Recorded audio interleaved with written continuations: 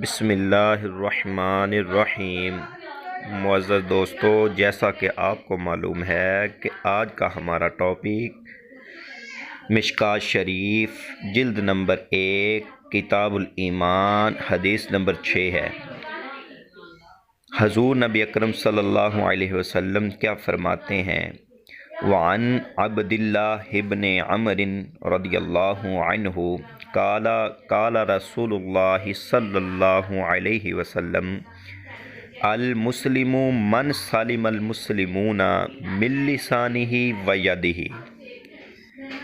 حضرت عبداللہ بن عمر رضی اللہ تعالی عنہ بیان کرتے ہیں کہ حضور نبی اکرم صلی اللہ علیہ وسلم نے فرمایا کہ مسلمان وہ ہے جس کے ہاتھ اور زبان سے دوسرا مسلمان محفوظ رہے۔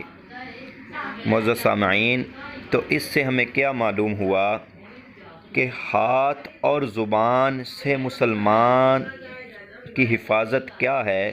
پیارے دوستو، تو وہ مسلمان کو تکلیف دینا ہے جو تکلیف ہم زبان سے دیتے ہیں، برا بھلا کہہ کے، اس کی غیبت کر کے یا گالی گلوچ کر کے، اور ہاتھ کے ساتھ جو اس کو ایذا پہنچاتے ہیں۔